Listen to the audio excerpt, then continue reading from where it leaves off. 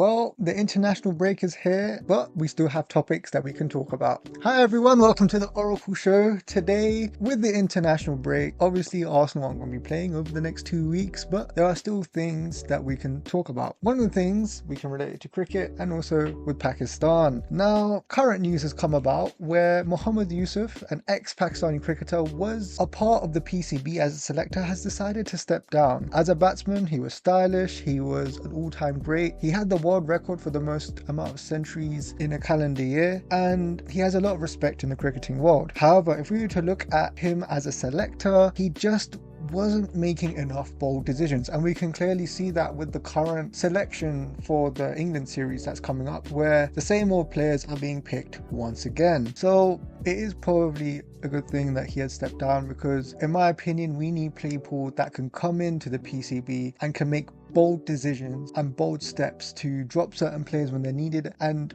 bring in new fresh talent, especially with the way that the team has been performing over the last year or so. Another story that's also come about, and this links to Mohammad Yousuf and I'll explain why in a second, is due to Naseem Shah. Now, Naseem Shah came out and there's been a lot of news that he wanted a pay rise. He wanted to be going onto the A contract as he was currently on a B contract, and for those that don't know, the A contract is basically the highest level of contract that you can get representing Pakistan. You're basically one of the top dons if you get that sort of contract. Some of the players that are already on it right now are Babar Azam, Rizwan and Shaheen Shah Afridi. Now, as a bowler, we have to be honest, he has been one of Pakistan's top bowlers over the last year or so, and I'm also fair in saying that he has the potential to be even better and represent Pakistan over a long period of time. Although he has had injuries, and after his injuries he just hasn't looked the same as what he once was prior to his injuries, but I think he is kind of getting back to it. And I would even make the argument that him and Shaheen, there's a bit of a competition between those two, and I would make the argument and say that over the last year I would say Naseem Shah has been performing better than Shaheen Shah Afridi. And we could also see with Naseem Shah, we missed him a lot with the ODI World Cup that has happened in 2023-2024, and we can see that he has been a key member for the Pakistan team. However, if we were to look at the performances as a whole, especially in the T20 World Cup and the ODI World Cup, losing to teams like Netherlands, Afghanistan, Ireland, losing to India the way that we did, and especially against USA, I would say that no one deserves the A contract, especially at this moment in time, to any of these players in the Pakistan team, because they just haven't been putting in the work, they haven't been putting in the performances to earn that contract. And the reason why this news has come about is because Mohammad Yousuf and Naseem Shah had a discussion about this over the phone, where it did get a bit heated, because Naseem Shah wanted to come out and he wanted to stake his claim and say, you know what, I think I deserve an A-class contract. And I think there is some argument to be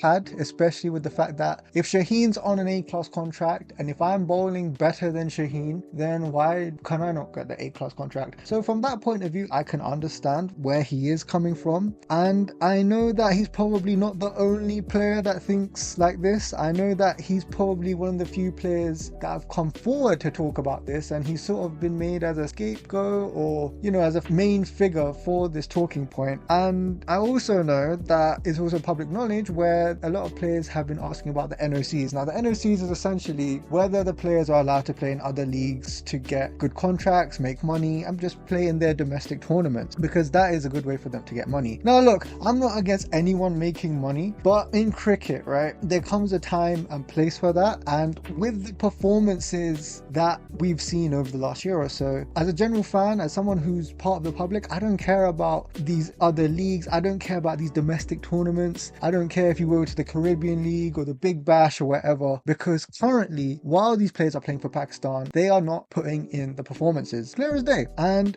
based on these performances, and if we were to make an argument of who deserves the A-class contract, the only person I could possibly make an argument for is Mohammad Rizwan. He is the highest run getter for Pakistan over the last couple of years, especially in tournaments. And not only that, Babar Azam hasn't been performing up to the standard that he has in previous years, nor has Shaheen, and nor has a lot of other players as well. So you could make the argument for him, although I am being fair in that, but I don't think in this case Naseem Shah should have come out and talked about his contract situation and asked for more money in this case, especially since over the last year or or so, they have had a pay rise, and I think it's in the range of 150%, which, so they're getting good money, especially not just from the central contract, from sponsorships, from playing in these other domestic tournaments. These guys are getting quite a bit of money. So there's a few things I want to say about Naseem Shah. With him, he's also another one of those players that's looking a bit overweight. He's got a bit of a belly, and this will have an impact on him over the years to come. And I believe if you are a player or somebody that wants to get the top money, then you better be doing things that require a lot of responsibility. You need to be an example for the team, and you need to make sure that you represent the team in a good way, and fitness is one of those things. It's all good and great crying after losing in the World Cup, especially those famous pictures after losing to India, but just because you were famous on TikTok for crying, or going on social media and trying to show that you're really passionate about these things, you need to get real, and you need to look at the situation for what it is. After a while, people who see cricket for what it is aren't going to care about what's going on social media and what's going on TikTok, because currently nobody in this team deserves that A-class contract other than possibly Rizwan, and that's just my opinion. It's the wrong time to talk about this. These guys need to look at themselves in the mirror and really ask the question, do I deserve to be talking about this right now? And the answer is no. If they're honest, they'll say no. But what do I know? I'm just a regular guy talking about these cricketers. But yeah, I felt like it was important to talk about this, especially since it's come out in the media very recently. Let's see what happens in the next England series. Hopefully these guys form and maybe stake their claim on why they may deserve that A-class contract. But if the last couple of months has showed us anything, I'm not expecting much. But anyway, that was that. Hopefully you guys like this video. If you have anything you want to talk about or discuss, please put it down to the comments, and I hope to hear from you all soon. Bye bye.